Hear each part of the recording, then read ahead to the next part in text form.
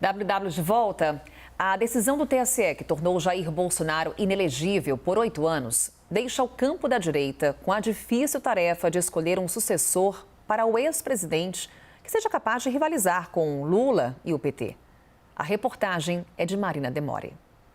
A decisão do TSE foi um revés nas ambições políticas de Bolsonaro e de seu grupo mais próximo, que agora se volta à procura de um nome que possa preservar o capital angariado pelo ex-presidente nos últimos 4 anos. Bolsonaro já elencou os governadores Romeu Zema, de Minas Gerais, e Tarcísio de Freitas, de São Paulo, como favoritos a ocupar esse espaço. Os nomes para o futuro. O que é o futuro? Pode ser 30, 34, 38, né? São bons nomes. Fiel ao padrinho político, Tarcísio foi às redes sociais prestar solidariedade a Bolsonaro após a decisão do TSE. A liderança do presidente Jair Bolsonaro como representante da direita brasileira é inquestionável e perdura. Dezenas de milhões de brasileiros contam com sua voz. Seguimos juntos, presidente, escreveu ele. Outro nome ventilado, o da ex-primeira-dama Michele Bolsonaro, por enquanto foi descartado da disputa pela presidência da República. Ela não tem uma experiência política, né, como eu tive. Por exemplo, um prefeito, às vezes, na ponta da linha, tem dificuldade para tratar com 9 vereadores. Imagina uma pessoa sem experiência, né, tratar com 594 parlamentares. Então, o que ela tem falado para mim, né, ela não quer disputar cargos executivos no futuro, talvez um no legislativo. A estratégia de Bolsonaro nesse primeiro momento será viajar pelo Brasil participando de eventos políticos para fomentar o sentimento de que foi vítima de uma injustiça. A ideia é manter a base de apoio ativa e conquistar o maior número de prefeituras para o PL, seu partido, em 2024. O ex-presidente nunca teve um grupo político organizado em torno de si, como é o caso de Lula com o PT. Por isso, as eleições municipais do ano que vem serão um teste de resistência ao seu capital político. Nesta sexta-feira, a oposição protocolou na Câmara dos Deputados um projeto de lei que prevê anistiar políticos condenados por crimes eleitorais desde 2016, o que poderia beneficiar Bolsonaro. O movimento faz parte da reação ao resultado do julgamento do TSE, bem como o plano já anunciado de recorrer ao STF para tentar reverter o resultado da Corte Eleitoral. Pesquisas recentes mostram que o país continua dividido. O antipetismo segue vivo e uma parcela considerável de eleitores se declara bolsonarista fiel. Ao mesmo tempo, há também os que repudiam algumas posições consideradas extremadas do bolsonarismo. A equação que resta para o futuro candidato da direita solucionar é conseguir se aproximar de um desses grupos sem repelir o outro. Vamos com a análise. Renato, vou começar agora com você, porque há pouco você trouxe a seguinte declaração. Está aí aberto um caminho para o centro, esse eleitor de centro. O que as pesquisas mostram? Aquela terceira via que a gente tanto falou em 2022, ela consegue emplacar? Você vê esse caminho sendo aberto com facilidade, justamente com essa saída da corrida eleitoral de Jair Bolsonaro? Olha, Carol, eu acho que não. Não enquanto Bolsonaro e Lula forem os dois principais atores políticos e tiverem uma capacidade grande aí de arregimentar votos. O movimento que o Bolsonaro vai fazer é tentar manter coesa aí a sua base eleitoral. Nós divulgamos aqui no WW uma pesquisa da Zeitgeist que mostra que 54% dos eleitores do Bolsonaro preferem uma alternativa não bolsonarista para representar a direita. Apenas 18% do eleitorado bolsonarista é aquele bolsonarista raiz que continuará, de fato, defendendo o legado do ex-presidente. E é para essa parcela do eleitor que o Bolsonaro vai centrar fogo. Existe uma diferença muito grande de Zema e Tarcísio de Freitas. A diferença de quem os elegeu. Tarcísio foi eleito pelo bolsonarismo. O Zema foi reeleito governador de Minas Gerais num cenário em que interessava mais para Bolsonaro o apoio de Zema do que de Zema o apoio de Jair Bolsonaro. E isso faz a seguinte diferença. o grau de confiança que Jair Bolsonaro terá na hora de apoiar um eventual defensor do seu legado. Exatamente por essa razão que Michele Bolsonaro é descartada aí pelo próprio marido como uma alternativa. Não do ponto de vista do possível apelo eleitoral que ela tenha, mas por não gozar da confiança da família Bolsonaro. Yuri, está claro quem deve ser o candidato de Bolsonaro? Não, claro não está, porque ainda tem tanto tempo para acontecer. É muito diferente, o Renato tinha comparado mais cedo, lembrado a situação da inelegibilidade de Lula em 2018 e que todo o registro daquela candidatura já deixava muito claro que cairia para Fernando Haddad a responsabilidade de sustentar o legado de Lula naquele momento e do próprio PT, que tinha saído já não só do processo de impeachment em 2016, mas de uma eleição municipal de 2016 completamente dizimado. Então, a gente vai ter que olhar muito do que vai acontecer na eleição municipal de 2024, o quanto a bandeira, não só do bolsonarismo, mas do que o campo bolsonarista está tratando como uma injustiça contra ele, uma mobilização do sistema que inviabilizou politicamente Bolsonaro nas urnas, mas não nas ideias, o quanto isso vai de fato funcionar em 2024. E quais vão ser os grandes vencedores de 2024, que aí sim podem eventualmente pleitear também mais espaço nessa disputa de caminhos, né? Se for puxar pelo histórico, eu estava lembrando isso ao longo da programação da CNN, quase todos ou muitos dos governadores de São Paulo e Minas que têm pretensões nacionais naturalmente se tornam pré-candidatos. É o caso de Romeu Zema e de Tarcísio de Freitas.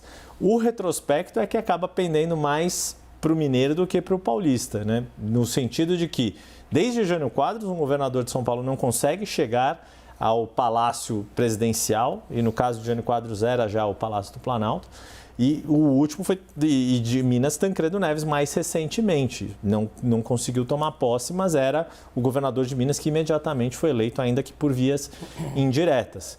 Então, e acho que o Renato tocou num ponto que é importante lembrar, que essa construção de eleitorado de Zema foi em função do seu trabalho como gestor e num estado que, na maioria da eleição presidencial, deu vitória para Lula. Tarcísio está no seu primeiro mandato, tem um trabalho a ser feito e um legado a ser defendido em 2026. Se vai ser só para o eleitor paulista ou para o eleitor brasileiro, vai depender ainda de uma série de circunstâncias. Daniel, até que ponto o futuro desse candidato de Bolsonaro depende do futuro da gestão de Lula? Carol, o governo Lula tem uma convicção de que onde as cartas estão sendo jogadas para favorecer ou a reeleição de Lula ou a continuidade do governo do PT por meio de outro candidato é a economia. É por isso que angustia tanto ao governo uma taxa de juros alta que está travando um pouco a economia, a dificuldade ou a correria, a pressa em empacotar um programa de infraestrutura como o Novo PAC, tentar resolver a situação de 70 milhões de inadimplentes com um programa de renegociação das dívidas como Desenrola, tentar encontrar mais espaço fiscal com esse novo arcabouço para destravar outros tipos de investimentos. Porque, no fundo, o que vai pesar muito para esse governo, para a popularidade desse governo e o seu sucesso eleitoral em 2026, vai ser a economia. É claro que um candidato mais ao centro desfavorece a esquerda e desfavorece a direita num eventual segundo turno. Por isso que Lula e Bolsonaro adoraram se enfrentar em 2022 e tentam obstruir um pouco esse caminho. Embora o Renato mencione, que acho que, o Renato pode me corrigir, acho que 18% só se mostram bolsonaristas convictos ali, para uma nova corrida eleitoral, me parece que esse é um número suficiente para obstruir o caminho do centro, porque uma candidatura vai se construindo ao longo do tempo. E na medida em que já aparece alguém sempre com índices de intenção de voto tão altos, a dificuldade de viabilização de outros nomes, da tal terceira via. Completando, perfeito, Daniel, acontece o seguinte, é muito difícil ter um candidato da direita que fale ao centro sem o apoio do bolsonarismo. Por outro lado, o apoio do bolsonarismo traz consigo uma rejeição muito grande. Então é mais ou menos como um acordo com o diabo. Olha, você me ajuda aqui, mas a conta é cobrada. Né? A conta é cobrada com a perda dos eleitores de centro que não topam mais, na prática, esse modelo de fla-flu político. São eleitores que foram afastados aí do processo eleitoral pela briga que prioriza só atacar as outras candidaturas ao invés de propor propostas para o país. Né? Então, a tendência do bolsonarismo é tentar continuar isso, mas é muito difícil um candidato de direita se estabelecer sem o apoio de Jair Bolsonaro. E aí, Yuri, a gente traz um ponto que é, olhando hoje para o atual presidente da República, quando ele traz declarações que Lorival há pouco lembrava, como o conceito de democracia relativo, falando que a ditadura na Venezuela trata-se ali de uma narrativa. Em que medida ele afasta esse eleitor de centro que é necessário conquistar? Sim, o Renato estava falando dessa modulação que é necessária no campo bolsonarista e que também foi necessária para Lula ter conseguido vencer em 2022 e que em diversos momentos, nesses 6 meses de mandato que ele completa hoje, parece ter se esquecido. Essa declaração desastrosa e completamente indefensável da democracia ser relativa e de colocar sempre esse passapanismo em relação à Venezuela, isso cobra um preço. E aí um dado mais concreto, pedir ajuda para o nosso amigo Renato Felipe Nunes da Quest, que fez um monitoramento digital dessa repercussão do evento desta semana, da participação de Lula no Foro de São Paulo. E aí não esta menção que foi feita numa entrevista, mas o discurso que ele fez na abertura, ao falar que tem orgulho de ser chamado de comunista, galvaniza o discurso dos seus opositores nas redes sociais, numa proporção de 2,5 para 1 em reações negativas. Ou seja, para cada postagem, cada menção favorável a Lula relacionada ao Foro de São Paulo, foram feitas outras 2,5 contra a participação de Lula e contra o Foro de São Paulo, potencializando esse discurso que o campo bolsonarista de direita usa. Ou seja, essa modulação, essa necessidade de modulação, ela é necessária para os dois lados. E em diversos momentos o presidente Lula parece se esquecer disso. É como se ele atravessasse a rua para tropeçar no buraco que ele próprio cava. Da mesma forma que Bolsonaro, em diversos momentos, fez, quando era aconselhado a moderar o discurso, dobrou a aposta, apostou na radicalização e deu no que deu. Lorival, quer complementar, Dani? Desculpa. Não, desculpa, gente, eu não queria interromper absolutamente o Lorival. Eu só queria colocar um ponto que me chamou muito a atenção hoje ao longo do dia, porque a gente está se acostumando a dizer que Bolsonaro está inelegível por 8 anos e já contando que 2030 ele é carta fora do baralho. Só queria relativizar isso pelo seguinte: as eleições são, por determinação constitucional, o primeiro turno no primeiro domingo de outubro. Em 2022, dia 2 de outubro. Quando a gente olha 2030, as eleições vão cair no dia 6 de outubro. O que acontece na prática? Por 4 meros dias, Bolsonaro muito possivelmente estará elegível nas eleições presidenciais de 2030. Isso é líquido e certo? Não. Não existe essa definição ainda, vai gerar uma discussão muito provavelmente no TSE, mas a súmula do TSE número 70, que se refere a um caso semelhante em nível muito mais baixo, referente a uma eleição de 2014, aponta para o mesmo caminho, aponta nessa direção, que o candidato, talvez no ato de inscrição da chapa eleitoral em 2030, no caso de Bolsonaro, ainda estará inelegível, mas ele poderá fazer a campanha, se assim quiser, normalmente, e lá no dia 2 de outubro de 2030 ele pode fazer uma consulta novamente ao TSE, acionar a Justiça Eleitoral e aí então tudo indica pela súmula, pela jurisprudência do TSE, que a resposta será, bom, acabaram-se os 8 anos de inelegibilidade e está apto para concorrer.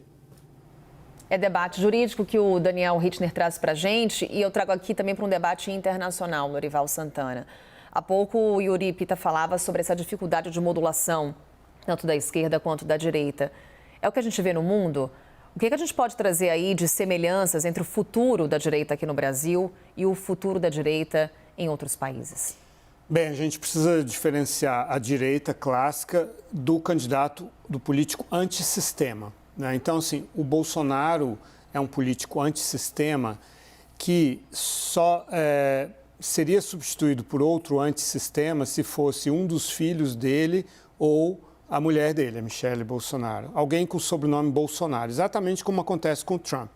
Seria, se um filho do Trump ou a mulher dele fossem candidatos no lugar dele, continuaria com esse perfil antissistema. E agora, vocês estavam falando do Romeu Zema, do Tarcísio de Freitas, eles são de direita, mas é uma direita clássica, não é antissistema. Da mesma maneira que o Ron DeSantis, que é o segundo colocado nas pesquisas, é o governador da Flórida, ele é muito conservador, extremamente conservador, mas ele não é antissistema, né? Ele é um político clássico. Então é uma direita clássica. O Mike Pence também, ultraconservador, mas uma direita clássica. Então, nesse sentido, o Brasil, de novo, está um pouco mais indo para a moderação do que os Estados Unidos, porque é bem provável que o Trump será o candidato. Então, os Estados Unidos terão, de novo, um candidato antissistema, né? Já quem mais é antissistema no mundo? O Viktor Orbán, que acaba de se reeleger na Hungria, né? E o Alternative für Deutschland, a Alternativa para a Alemanha, um partido neonazista, que tem 90 cadeiras no parlamento. Nas duas últimas eleições eles conseguiram esses 13% de votos e que agora acabam de eleger, né, de ganhar pela primeira vez uma eleição em um distrito no estado da Turíngia. Então, esses sim são antissistemas, assim como a Le Pen na França, a Meloni na Itália, são candidatos, é uma direita antissistema e não uma direita clássica.